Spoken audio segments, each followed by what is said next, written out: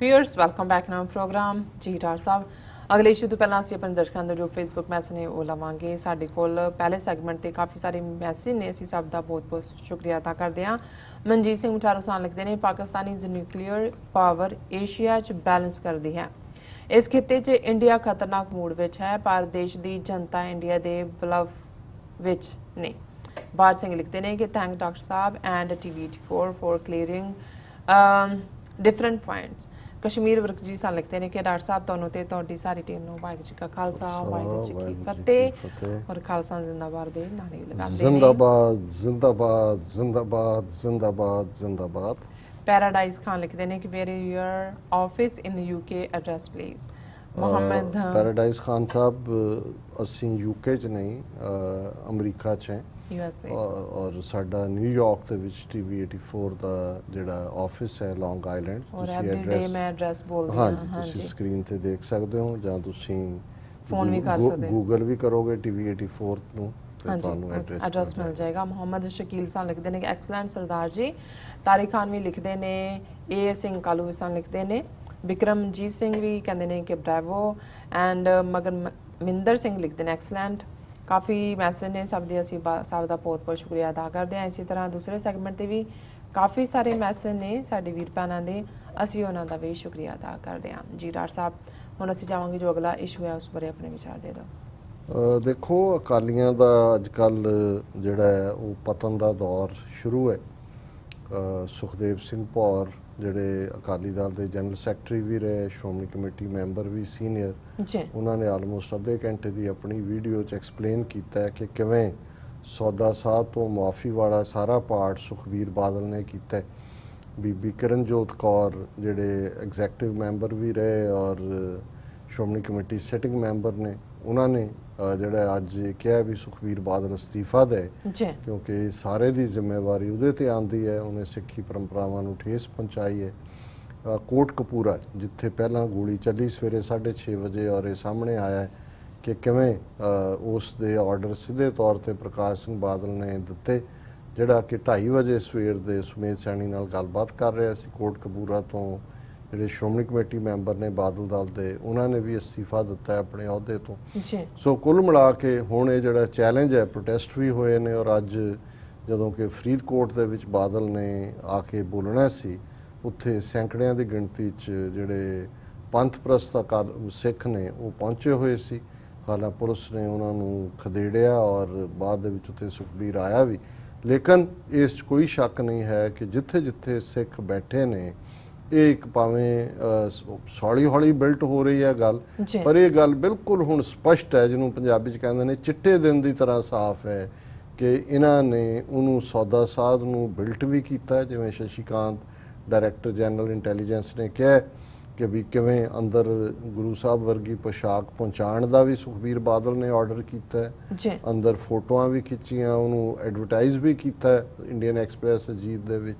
ਔਰ ਮਾਫੀਨਾਮਾ ਜਿਹੜਾ ਹੈ ਉਸ ਦੀ ਮਾਫੀ ਬਾਰੇ ਤਾਂ ਜਿਹੜੇ ਉਹ ਜ਼ਾਹਰ ਹੈ ਕਿ ਵੀ ਕਿਵੇਂ ਸੁਖਬੀਰ ਬਾਦਲ ਨੇ ਜਥੇਦਾਰਾਂ ਦੀ ਬਾਹ ਮਰੋੜੀ, ਕਿਵੇਂ ਸੌਦਾ ਸਾਧ ਨਾਲ ਮੀਟਿੰਗਸ ਹੋਈਆਂ ਤੇ ਜਿਹੜੀ ਰਹਿੰਦੀ ਕਸਰ ਸੀ ਗੋਲੀ ਕਾਂਡ, ਕਿਵੇਂ ਇਹਨਾਂ ਦੋ ਪਿਓ ਪੁੱਤਰ ਉਹਦੇ 'ਚ ਜ਼ਿੰਮੇਵਾਰ ਨੇ।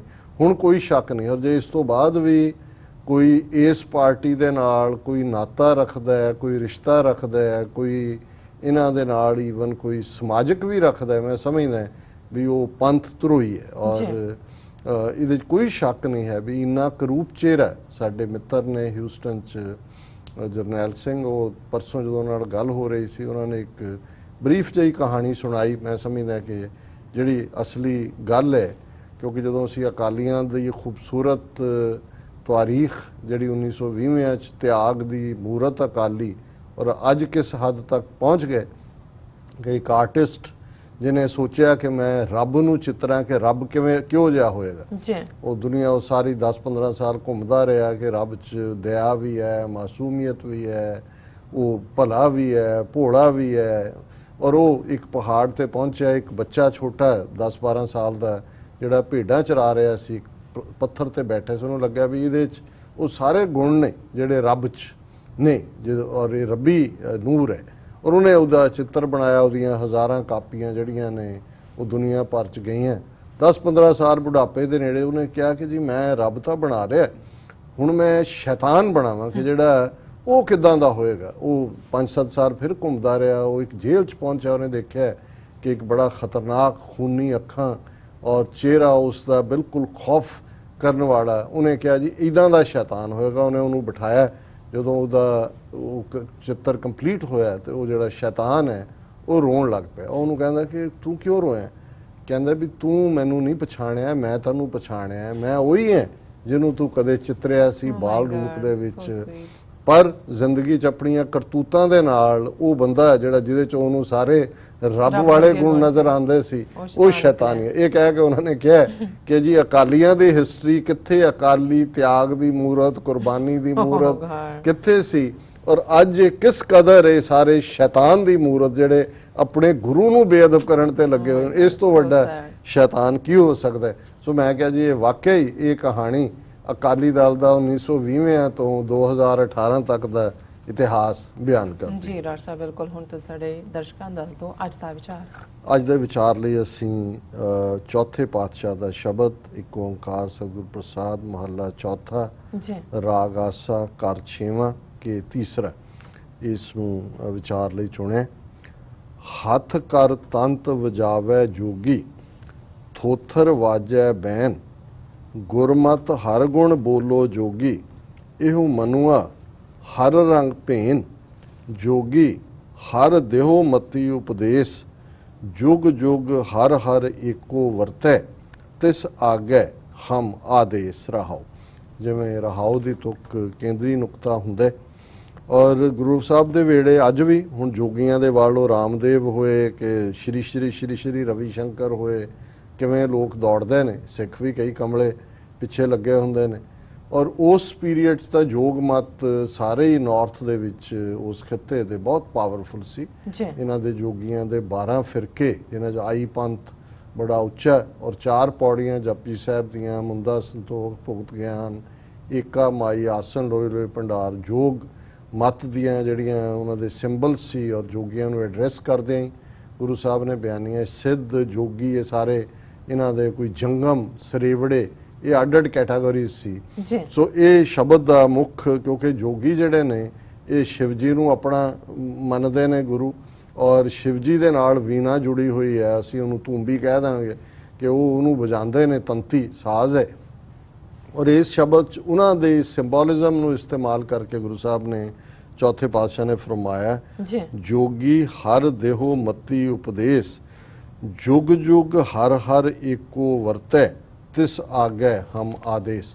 ਜਦੋਂ ਜੋਗੀਆਂ ਦੇ ਦਲ ਚੱਲਦੇ ਨੇ ਤੇ ਉਹ ਆਦੇਸ਼ ਕਰਦੇ ਨੇ, ਜਿਹੜੇ ਉਹਨਾਂ ਦੀ ਸੈਲੂਟੇਸ਼ਨ ਹੈ। ਔਰ ਇਹੀ ਕਾਰਨ ਹੈ ਕਿ ਚਾਰੋਂ ਪੌੜੀਆਂ 'ਚ ਜਿਹੜੀਆਂ ਜੋਗੀਆਂ ਪ੍ਰਥਾਵਾਂ ਨੇ, ਆਦੇਸ਼ ਤਿਸੈ ਆਦੇਸ਼, ਆਦ ਅਨੀਲ ਅਨਾਦ ਅਨਾਹਤ, ਜੁਗ ਜੁਗ ਏਕੋ ਵੇਸ, ਕਿ ਸਾਡਾ ਸੈਲੂਟ ਉਹਨੂੰ ਹੈ ਜਿਹੜਾ ਯੁਗਾਂ ਤੋਂ ਵੀ ਪਹਿਲਾਂ ਸੀ, ਜਿਹਦਾ ਕੋਈ ਰੰਗ ਨਹੀਂ ਹੈ, ਔਰ ਜਿਹੜਾ ਹਰ ਯੁੱਗ ਦੇ ਵਿੱਚ ਵਰਤਦਾ ਹੈ। ਔਰ ਇਸ ਸ਼ਬਦ ਵੀ ਜੋਗੀ ਹਰ ਦੇਹੋ ਮਤੀ ਉਪਦੇਸ਼, ਇਹ ਜੋਗੀ ਜੇ ਕੋਈ ਉਪਦੇਸ਼ ਦੇਣਾ ਤੇ ਰੱਬ ਵੱਲ ਤੁਰਨ ਦੀ ਮੱਤ ਦਾ ਉਪਦੇਸ਼ ਦੇ, ਜੁਗ ਜੁਗ ਹਰ ਹਰ ਏਕੋ ਵਰਤੈ।